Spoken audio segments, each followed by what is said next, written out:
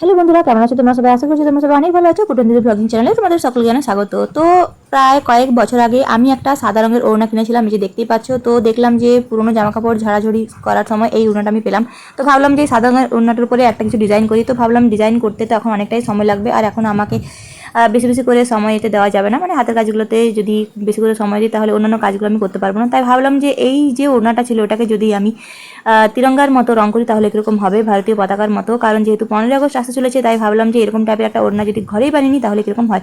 তো প্রথমে দেখতে পাচ্ছি ওড়নাটা খুব ভালো করে কেচে কুচে পরিষ্কার করে আমি রেখেছিলাম। এরপর এটাকে আমি শাড়ির কুচির মতো করে কিছুটা এইভাবে আমি একটুখানি কুচি করে নিয়েছি, দেখতেই পাচ্ছ। তোমাদেরকে পুরোটা দেখাই এখন কীরকম দেখতে লাগছে। এরপর এটাকে আমি কিছুটা ভাঁজ করে নেবো, মানে 3টে ভাগে ভাগ করে নেবো। এরপর এই 3টে ভাগে আমি কিন্তু একটু গাটার দিয়ে আটকে দেবো। তো তোমাদেরকে একটু দেখাই কীভাবে ভাঁজটা করবো, যে এইখানে একটা ভাঁজ করবো আর এই যে এখানে একটা ভাঁজ করবো।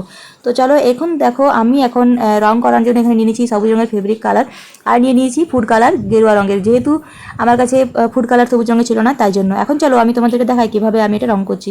তো যেহেতু আমি আগে কখনো এরকম টাইপের রং করিনি, এটা আমি প্রথমবার করছি, তাই জন্য অনেক কিছু ইউটিউবে ঘেটে ঘুটে তারপরে আমি আমার নিজের মানে মগজস্ত্রকে সান দিয়ে তারপর মাথা থেকে আইডিয়া বের করে আমি করছি। এখানে দেখতে পাচ্ছ বাটিগুলোর মধ্যে আমি হাফ বাটি জল নিয়ে নিয়েছি। এরপর দিয়ে নিলাম 1 চামচের মতো নুন।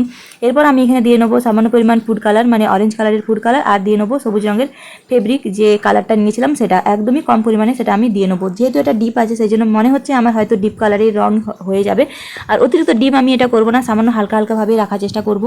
রং দুটোকে খুব ভালো করে আমি গুলে নিয়েছি। এখন আমি যেটা করবো, এই রংগুলোকে খুব ভালোভাবে আমি গরমে ফুটিয়ে নেবো, মানে গ্যাসে নিয়ে গিয়ে খুব ভালোভাবে আমি এটাকে ফুটিয়ে নেবো। তো গেরুয়া রংটা দেখো এরকম টকবক টকবক করে ফুটছে। এরপর সবুজ রংটাকেও আমি খুব ভালোভাবে ফুটিয়ে নেবো। এরপর দেখো আমি যেটা করবো সেটা হলো যে এই যে অর্ধেক যেটা আমি করে রেখেছিলাম এই যে ওড়নাটার এই দিকটা আমি গেরুয়াতে ডুবিয়ে নেবো খুব ভালোভাবে। এখানে আমি হাত দেবো না, শুধুমাত্র চামচের সাহায্যে এইভাবে এটাকে আমি একটুখানি গুটিয়ে গুটিয়ে ভেতর দিকে করে নেবো।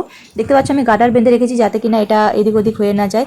আর আরেকটা দিকে আমি সবুজ রংটাকে খুব ভালোভাবে কিন্তু এটার মধ্যে ডিপ করে নেবো। তো এখানে যে দেখো সবুজ রংটাকেও আমি খুব ভালোভাবে অন্য একটা চামচ দিয়ে খুব সুন্দর করে এখানে এই জায়গায় গুটিয়ে গুটিয়ে আমি কিন্তু সবুজ রংটাকে এই ওড়নাটাতে ভেজানোর চেষ্টা করছি। তো এখন এটাকে আমি যেটা করবো, খুব ভালোভাবে এটাকে আমি মেলে দেবো। তো প্রায় আধ ঘন্টা রোদে রাখার পর দেখতে পাচ্ছ খুব সুন্দরভাবে রংটা তৈরি হয়ে গেছে। আর এখানে তোমরা হয়তো ভাবছো যে এই সবুজ সবুজগুলো কি, এই সবুজ সবুজগুলো কি বলো তো? এটা হচ্ছে যে গেরুয়া রং কিছুটা পরিমাণ এই সবুজটার উপরে লেগে গেছিলো, দেখতে খারাপ লাগছিলো, তাই জন্য আমি সবুজ রঙের এখানে কিছুটা পরিমাণ ফেব্রিকের ছটা এখানে দিয়ে নিয়েছি। আর এই যে সাদা রংটা দেখতে পাচ্ছ, সাদা রঙের মধ্যেও কিন্তু কিছুটা পরিমাণ সবুজ রং লেগে গেছিলো আর গেরুয়া রং লেগে গেছিলো। আমার মেলার ভুল হয়েছিল, তাই জন্য হয়তো এটা হয়েছিল। তো এখন চলো এটা আয়রন করার পর দেখো এটা কতটা সুন্দর দেখতে লাগছে। এই দেখো গেরুয়া সাদা সবুজ খুব সুন্দরভাবে এটাকে তৈরি হয়ে গেছে। এখন ওড়নাটা যদি আমি গলার মধ্যে নিই তাহলে এটা দেখতে কিছুটা লাগবে এরকম টাইপের। তো আমার আজকের এই ভিডিওটা তোমাদের কেমন লাগলো অবশ্যই কিন্তু কমেন্টে জানিও। ভিডিওটা ভালো থাকলে চ্যানেলটিকে লাইক সাবস্ক্রাইব শেয়ার করতে একদম ভুলো না। সবাই খুব ভালো থেকো, সুস্থ থেকো, খুব তাড়াতাড়ি দেখা হবে তোমার সাথে একটা পরের ভিডিও নিয়ে।